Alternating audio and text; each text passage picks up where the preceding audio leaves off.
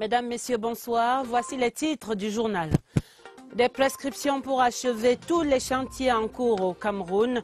L'impulsion du Premier ministre, chef du gouvernement ce mardi au Conseil national de la route. Nous faisons le point dès l'entame du journal.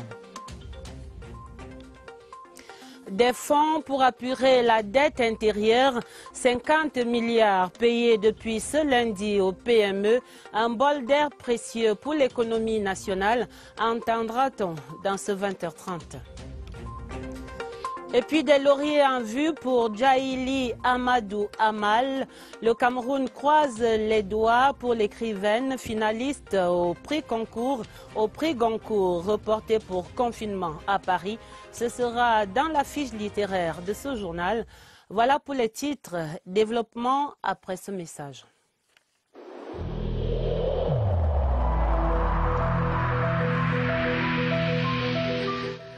Il est essentiel que les mesures qui ont été indiquées soient absolument respectées par chacun de nous. Lavez-vous régulièrement les mains à l'eau et au savon ou à l'aide d'un gel hydroalcoolique. Restez à au moins 1 mètre de distance des autres personnes, surtout si elles toussent, éternuent ou ont de la fièvre. Si vous avez de la fièvre, de la toux ou des difficultés à respirer, consultez un médecin.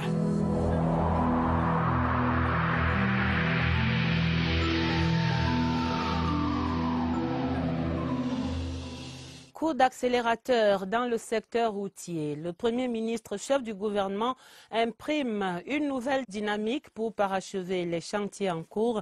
C'est l'une des instructions de Joseph Dione Ngouté ce mardi lors de la 23e session du Conseil national de la route.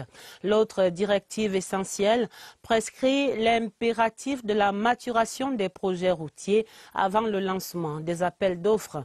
Synthèse de ces travaux, Laurentine Bokono.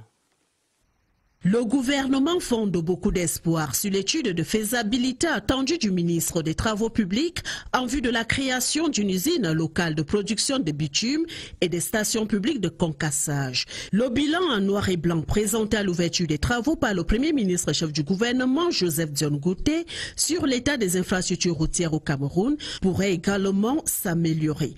En blanc, on en retient pour l'essentiel la sécurisation du processus d'obtention du permis de conduire, la réception de certains projets routiers et ouvrages d'art, comme le deuxième pont sur le Vouri, le pont sur la Sanaga-Nakchigal ou encore la modernisation du dispositif de contractualisation des projets routiers. Toutefois, relève le Premier ministre, de nombreux chantiers rencontrent des difficultés dans leur exécution. Plus visible sur ce tableau noir est le cas des autoroutes Yaoundé-Douala, Yaoundé-Simalène, Mouradabanga-Kousseri, Samelima-Ouesso. À l'origine des pesanteurs relevées, le faible niveau de maturation des projets. D'où le thème retenu pour la présente session de Conaroute, la maturation des projets routiers, clé de voûte de la stratégie de développement des infrastructures routières au Cameroun. Le Premier ministre prescrit diligence pour leur parachèvement. Et parmi les autres préoccupations de ce Conseil national de la route, la réduction des coûts qui vont parfois jusqu'au milliard pour 1 kilomètre de route bitumée, la réduction également des délais de réalisation des chantiers et esquisse des solutions envisagées par le gouvernement avec Rodrigue Bertrand-Tueno. Parmi la batterie de mesures de réduction des coûts des projets routiers figure en bonne place la qualité des études préalables, l'exploitation d'intrants nouveaux comme le plastique, une politique de réduction des coûts d'acquisition du matériel de chantier, notamment les engins et camions, la suppression de la TVA sur les projets routiers qui pousse les entreprises à renchérir les coûts, la disponibilité à temps des ressources financières pour éviter les retards de paiement qui entraînent les avenants, l'application de sous-détail de prix qui a déjà fait ses preuves sur la transfrontalière Samelima-Ouesso en construction. À la vérité, il faut réussir à faire plus de linéaires de route avec le peu de ressources dont nous disposons. Il faut réussir à amoindrir les mouvements de terre, c'est-à-dire agir sur les vitesses de référence. Il faut réussir aussi à arrêter une structure de chaussée qui réponde au trafic. Nous avons déjà réalisé, entre Djoum et Mintom, 740 millions de francs CFA. Voilà la preuve que la réduction des coûts et de la durée des projets routiers n'est pas une chimère. Cas pratique sur ces questions de construction des infrastructures routières au Cameroun, l'autoroute Yaoundé-Simalène, allons-y. Le contrat pour la réalisation de cet axe de 11 km était signé en 2013. Le chantier confié à la China Communication Construction Company. 7 ans plus tard, ces travaux sont réalisés à 90%. Le constat des sénateurs du centre sur le site, c'était ce mardi. Et voici sur ce sujet le reportage de Mathieu Kemgo. Sur les 11 km et demi de sa section Ras-Campagne, l'autoroute Yaoundé-Simalène se laisse parcourir sans aucun obstacle. L'essentiel des travaux de roulement est fait, mais certains aménagements sont nécessaires. On peut estimer c'est à peu près à 90% des travaux qui sont achevés. On a des petites contraintes au niveau des libérations des emprises. Ces obstacles sont l'une des raisons de la descente sur le terrain des sénateurs du centre. Leur porte-parole, le sénateur Sylvestre Na-Ondoa, situe également cette visite dans le cadre du contrôle de l'action gouvernementale.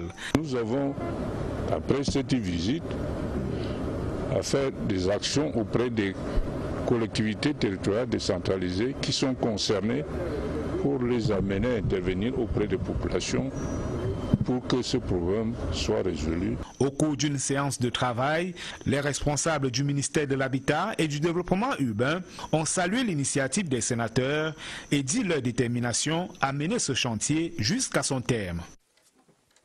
L'autre actualité à l'immeuble Étoile ce mardi, le Premier ministre chef du gouvernement a reçu en audience son Excellence Pietro Lazeri, l'ambassadeur de la Confédération helvétique en fin de séjour au Cameroun, apprécie la riche coopération multiforme entre les deux pays. Je vous propose de l'entendre dans cette interview avec Laurentine Bokono. La Suisse et le Cameroun ont quelque chose en commun, le multiculturalisme et le plurilinguisme. Nous avons partagé notre expérience avec le Cameroun. La Suisse entretient des relations intenses, bonnes relations dans plusieurs domaines, la coopération, le développement, l'aide humanitaire, la migration, l'économie. Les chantiers sont beaucoup. Nous sommes des partenaires historiques et je crois dans certains secteurs on peut faire plus. Nous cherchons surtout en Afrique des partenaires pour développer des agendas ensemble. Et le Cameroun a un potentiel extraordinaire dans plusieurs domaines. Les fournisseurs des biens et services à l'État ont le sourire. Les PME passent à la caisse depuis ce lundi pour le paiement des factures dues au titre de la dette intérieure. Et ceci grâce à l'enveloppe de 50 milliards mise à disposition par l'État. Le soulagement à la pairie générale du Trésor à Yaoundé, par exemple, c'est dans ce reportage de Lucrèce Mbenga. Paillerie générale du Trésor ce mardi, la patronne des lieux vise et signe la liste des élus au paiement de la dette intérieure. Et enfin vient l'affichage. Les opérateurs économiques, les répondants des administrations concernées affluent. Sur les 50 milliards décaissés, la Paillerie générale du Trésor est appelée à répartir 20,5 milliards de francs CFA. Pour les établissements parapublics et pour les bons d'engagement, on a eu 10,9 milliards. 6 milliards pour les opérations de la CAN, 1 milliard pour la communauté urbaine de Douala, les marketeurs, 2,5 milliards. Ce matin, tous les fichiers ont été déposés pour paiement. Les dépenses prises en charge sont celles arrêtées au 31 juillet et au 31 août 2020. Un peu plus de 900 milliards de francs CFA ont déjà été décaissés depuis le mois de janvier pour le paiement des dépenses relatives à l'investissement ainsi qu'aux biens et services. Les pouvoirs publics entendent ainsi être en phase avec les critères de convergence de la CEMAC qui limitent à 90 jours les délais de paiement après ordonnancement. Signalons qu'au 30 septembre 2020, la dette intérieure était estimée à 3 019 milliards de francs CFA. Dans ce même champ des finances, des experts nationaux et internationaux sont à pied d'œuvre à Yaoundé depuis hier lundi pour actualiser la stratégie nationale La Finance Inclusive. Les travaux conduits conjointement par le PNUD et le ministère des Finances consistent à élaborer des orientations de cette stratégie pour le quinquennat 2021-2025. Nous faisons le point de ces travaux avec Marie-Laurence Nké. L'inclusion financière est une question fondamentale pour les gouvernements et les décideurs politiques du monde en général et ceux des pays africains en particulier, en ce sens qu'elle constitue un élément important dans la croissance économique. L'impact social et économique a été très fort, notamment dans le milieu rural et sur les ménages vulnérables. Augmenter la bancarisation des populations, c'est quelque chose de très important pour les rendre plus résilients au choc. Il est donc question de jeter les bases d'une nouvelle stratégie de la finance pour le Cameroun à l'horizon 2022-2026. Nous avons par exemple les services à téléphonie mobile. Les institutions financières, beaucoup ont eu des pertes et puis il faut redynamiser tout ça. Dans un environnement marqué par la pauvreté, soutenir le secteur de l'inclusion financière revêt d'une importance capitale pour restaurer et préserver la survie et l'autonomisation financière et sociale de toutes ces populations vulnérables. Après ceux de la région de l'extrême nord, voici le tour de la jeunesse de l'Adamawa de se réjouir des acquis financiers et des appuis cognitifs également du plan triennal spécial jeunes. Dans sa tournée nationale, le ministre Mounouna Foutou était hier lundi dans la localité de Nyambaka où il a remis ses appuis à la jeunesse locale. Nous retrouvons sur place Ibrahim Mohamed Abbassi. 38 groupes de jeunes ont reçu des financements pour le démarrage de leur projet. Leur domaine d'activité, l'agriculture, l'élevage, l'économie numérique, l'innovation et l'artisanat. Un vrai coup de pouce salué par l'ensemble des bénéficiaires qui s'engagent à en faire bon usage. J'ai reçu un chèque de 4 millions. Nous allons beaucoup faire réaliser notre projet. On m'a remis un chèque de 2 900 500 francs CFA. C'est pour l'élevage de poulets de chair. Avec la remise de ces appuis, le plan triennal spécial jeune se matérialise dans l'Adamawa. Le plan triennal spécial du chef de l'État est opérationnel sur l'ensemble du territoire national et jusque dans les zones les plus reculées. Des kits de réarmement moral, civique et entrepreneurial constitués de motos et du matériel de sonorisation sont aussi mis à la disposition des responsables de structures opérationnelles du MINJEC dans l'Adamawa. L'enquête du soir pour cerner les visages du harcèlement en milieu scolaire. Le phénomène va bien plus loin maintenant que le simple bisoutage pour englober des raquettes, des menaces et autres agressions physiques ou psychologiques. Et c'est la loi du plus fort qui règne aujourd'hui dans les cours de récréation. L'enquête est menée par Oswald Modon. Voilà 2 jours que le petit Ben, 10 ans, fait l'école buissonnière. C'est que la première année de ce jeune certifié du primaire admis au lycée technique vient de tourner court au bout d'un mois de classe seulement. La faute à des bourreaux à peine pubères. Ils viennent, ils sautent sur moi, ils me boxent, ils me tapent à la tête. Ils ont dit que si tu pars dire au surveillant, on va dire que tu étais avec nous. Terrorisé par les brimades à répétition d'une bande de camarades, son rêve d'ingénieur électronicien est presque brisé. Ce n'est pas la seule école qui est au Cameroun, c'est un peu aussi la seule école technique. Moi, j'ai envie de faire une autre, mais j'espère aussi qu'il va partir, il n'y aura pas aussi ce que je vis. Ces phénomènes de harcèlement dans les établissements scolaires ont aujourd'hui plusieurs visages. Nous observons de temps en temps des brimades, des agressions même de certains élèves sur leurs camarades. Le responsable de toute cette violence n'est d'ailleurs pas à chercher bien loin. Cette violence en milieu scolaire n'est due qu'à la consommation des stupéfiants par ces jeunes-là. Ces violences peuvent entraîner parfois des situations non réversibles. Un enfant peut carrément taper à mort son camarade. Pour les parents des victimes, généralement informés tard, il ne reste qu'une seule issue. J'ai souhaité aller voir un médecin et peut-être, si possible, changer d'établissement parce que je préfère la sécurité de mon enfant à la violence. Parce que je ne sais pas ce qui peut arriver. Le phénomène très insidieux prend de l'ampleur, ce que n'arrange pas le silence des victimes, presque toujours impuissants. Il faut faire quelque chose certainement sur ces cours de récréation pour les sécuriser. Le prix Goncourt 2020, parlons-en, le prix qui devait être décerné cette nuit à Paris en France est reporté sine die pour cause de confinement à travers l'Hexagone. À l'affiche, 4 auteurs romanciers qui sont en lice pour cette distinction prestigieuse. C'est également souvent le prix pour l'écrivain le plus lu dans l'espace francophone au cours de l'année. Le Cameroun croise les doigts et nous prions pour Djaïli Amadou Amal. La Camerounaise militante féministe présente son dernier roman, Les Impatientes. C'est là une réédition d'une œuvre déjà primée par ailleurs. L'affiche littéraire de ce Goncourt 2020 est présentée par Serge Atangana-Bissot. Une voix va crier un nom dans la nuit de ce 10 novembre. Son porteur sera posté à une fenêtre du restaurant Drouin à Paris. Et le Goncourt 2020 du meilleur roman sera ainsi sorti du secret des délibérations. Voilà la mise en scène. Des 4 acteurs du duel de fin, une femme, une Camerounaise, port élégant, plume engagée. Seul contre 3 hommes, tous français. Le roman qui campe le destin de 3 femmes décrit le mariage forcé, le viol dans le ménage et la polygamie, est une autobiographie intitulée Mounial, édition originelle.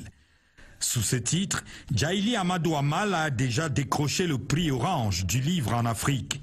Et Mounial, la patience en Foufoulde, est devenue Les Impatientes, sous le label édition Cola, paru en septembre 2020. Et le cœur littéraire camerounais de battre cette nuit, pour celle à qui le chef de l'État lui-même a déjà adressé ses félicitations écrites, s'il vous plaît. Djaïli la lionne, Amadou Amal, la peule musulmane, féministe au possible, avec une recette littéraire vieille comme le monde. Le combat pour l'émancipation de la femme du Sahel, la plume acérée comme un sabre, au clair. Et le suspense va encore durer un peu longtemps dans l'attente de ce Goncourt reporté sine die. La suite de la visite de travail du ministre délégué à la présidence chargé de la Défense, Joseph Betia Somo, était hier lundi dans le sud-ouest, il est ce mardi dans le littoral et c'était une journée de réconfort aux côtés des militaires blessés et pris en charge à l'hôpital militaire de Douala. Le reportage de Steve Tchega et Kembengue sur les pas du ministre dans sa tournée. L'alerte reste vive à l'hôpital militaire, mais sans cri de sirène d'ambulance, comme ces jours où les blessés arrivent aux urgences. Cette matinée, la revue des troupes est une ronde médicale. Le ministre est venu dresser le bilan de santé des soldats blessés. Première urgence, il faut évacuer le soldat Blaise Tagneux, condamné à vivre sans jambes, détruite dans une embuscade par des mines le 10 janvier 2020. Seules des prothèses le remettront sur pied.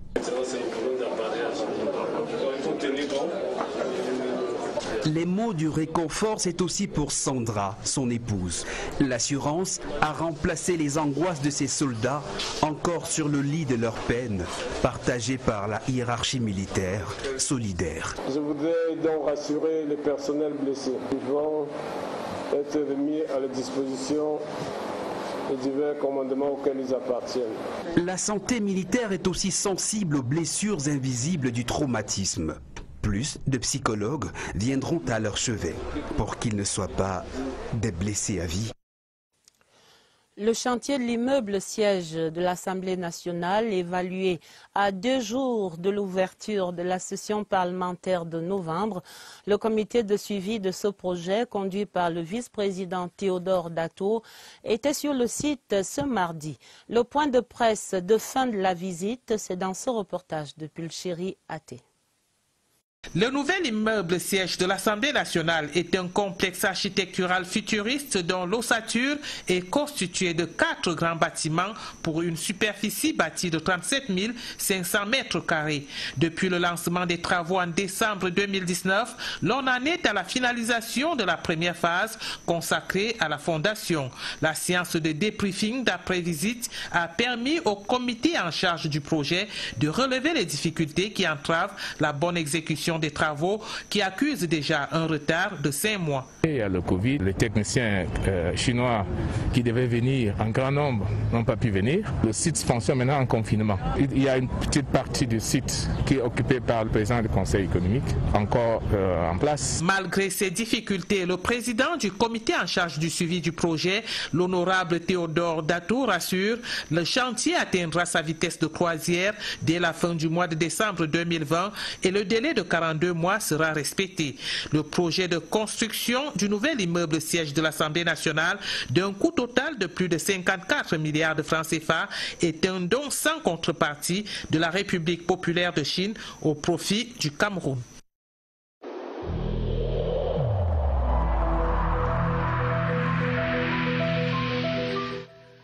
Le port du masque dans l'espace public restera obligatoire jusqu'à nouvel ordre.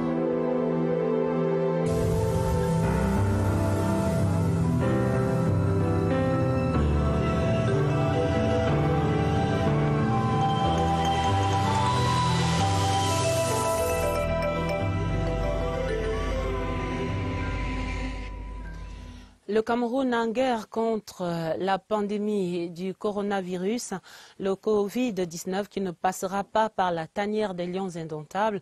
L'équipe et ses encadreurs doivent présenter un test négatif pour être intégrés au groupe. C'est impératif et c'est ainsi que 3 joueurs ne pourront pas disputer le match contre le Mozambique jeudi. Pour le bilan de santé dans la tanière, retrouvons immédiatement Évariste Yenga et ses invités au centre des opérations d'urgence de santé publique. Bonsoir Évariste, bonsoir à vos invités. Carnet de santé des Lions, comment se porte l'équipe ce soir ? Bonsoir. Focus ce soir sur les protocoles sanitaires en vigueur dans la tanière des Lions indomptables en vue du match Cameroun-Mozambique de jeudi prochain. Nous recevons en duplex et simultanément le professeur William Gatou. Il est le médecin des Lions indomptables et le joueur Pierre Koundé Malon, joueur de Mayence et milieu central de la sélection nationale du Cameroun. Bonsoir docteur. Bonsoir monsieur Yenga. Dites, docteur, est-ce que tous les joueurs présents dans la tanière ont satisfait aux exigences sanitaires en présentant le résultat du test Covid-PCR, le staff technique aussi? Parmi les 24 joueurs sélectionnés par le sélectionneur, nous avons malheureusement 3 joueurs qui ont déclaré forfait parce que testés positifs dans leur club. Il s'agit de Onana Jean de Moucron, Faye Collins du Standard de Liège et enfin Gade de la Gantoise. Il est à noter que ces joueurs sont testés positifs mais ne présentent que très peu de symptômes et sont actuellement en quarantaine en Belgique. Voilà, à côté de vous, il y a Pierre Koundé Malon. Lui n'a pas été testé positif. Pierre Koundé Malon, bonsoir. Bonsoir. Et vous, qu'est-ce que cela vous fait de devoir évoluer, jouer comme footballeur professionnel et pour les Lions indomptables dans ces conditions de restrictions extrêmement sévères? Ouais, depuis que cette maladie a commencé, il y a eu des nouveaux rêves pour jouer au foot. Donc, on doit s'adapter comme en club et comme en équipe nationale. C'est difficile parce que nous devons vivre notre vie d'avant sans les restrictions. Mais là, il y a ces virus qui tiennent partout et on doit respecter ce que les docteurs nous disent et puis on va jouer comme ça. Est-ce que parfois vos coéquipiers vous manquent s'ils sont déclarés positifs au tout dernier moment? Bien sûr, même en club, il y a aussi les joueurs qui se testent, qui font les tests et ça sort qu'ils sont positifs et c'est les joueurs que l'entraîneur compte sur eux. Et voilà, au stade, ça te manque, tu veux ton coéquipier, mais Après, c'est une équipe et chacun est important. Donc si quelqu'un n'est pas là, on doit le remplacer et on va faire avec ce qu'on a. On vous comprend bien, on vous comprend votre gêne. Merci Pierre Koundé-Malong d'avoir répondu à nos questions. Le professeur William Gachou également, on vous comprend seulement. Vous êtes tous astreints à respecter ces mesures barrières, les protocoles sanitaires mis en place par la FIFA et la Confédération africaine de football, parce que les footballeurs également doivent être protégés du coronavirus Covid-19. Merci Évariste. On reparle de ces précautions au sein des deux équipes camerounaises et mozambicaines tout à l'heure en page des sports. Le temps de vous amener au cinéma, vos masques bien en vue. Le cinéma camerounais qui se distingue de plus en plus sur la scène internationale. L'exemple du film The Fisherman's Diary en compétition aux écrans noirs jusqu'à ce dernier week-end. Les écrans noirs qui se sont donc refermés. À peine sorti au début de cette année, ce film cumule déjà plus de 25 prix. Une renaissance du cinéma camerounais qui reste cependant à consolider. Laurence Okalia.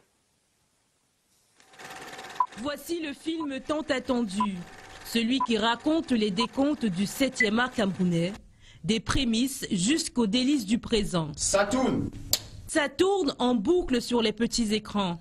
Le cinéma camerounais connaît beaucoup plus la scène des trophées qu'auparavant, et il le doit à sa jeunesse. Cette jeunesse sans tabou, connaît le cinéma à travers les écrans noirs, les projections de ces films qui viennent de partout. Cette année, vraiment, les films étaient de bonne facture, de bonne qualité.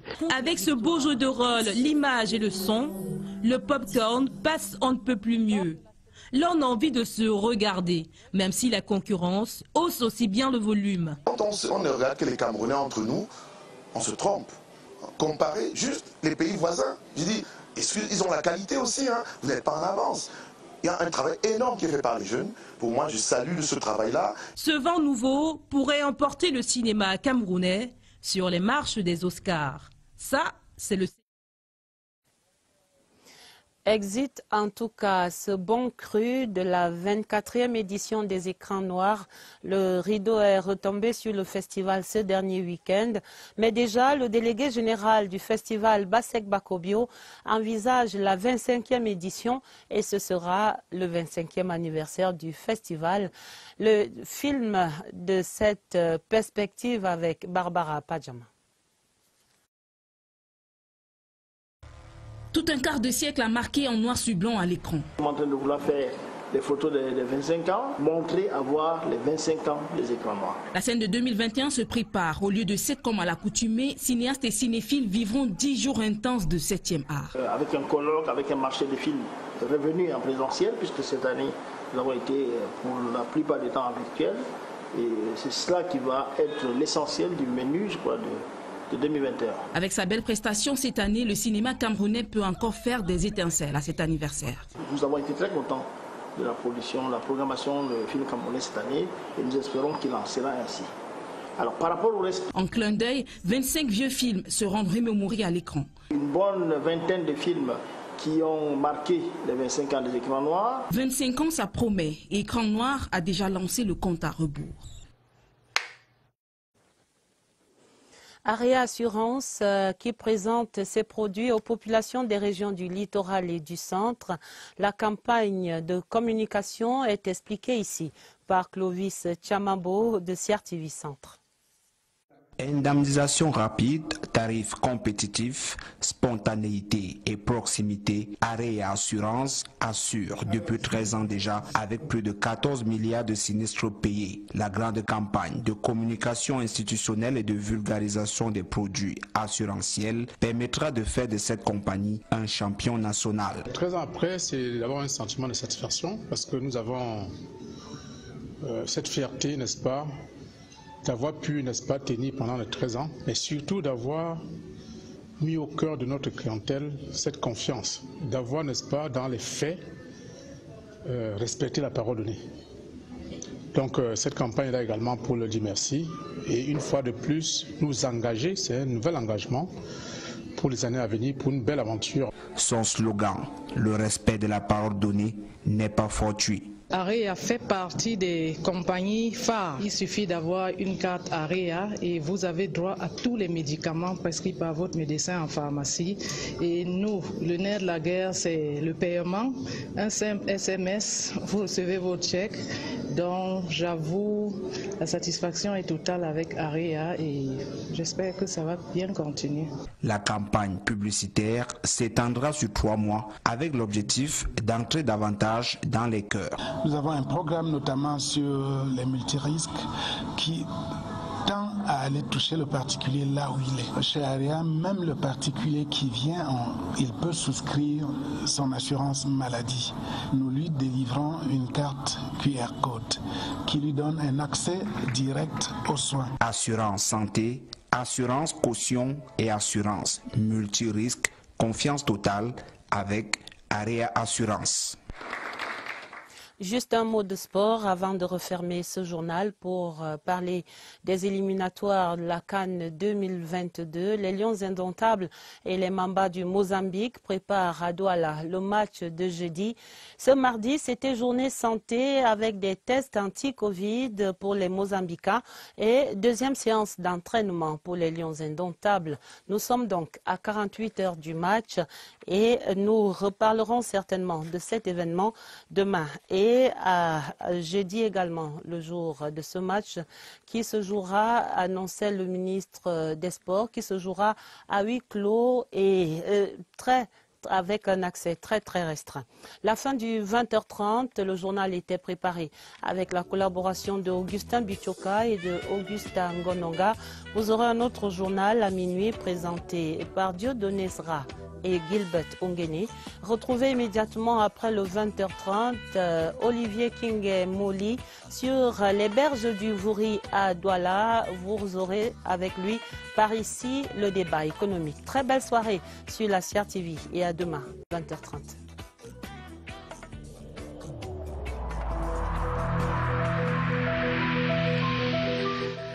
Évitons de stigmatiser ceux qui sont atteints par la maladie.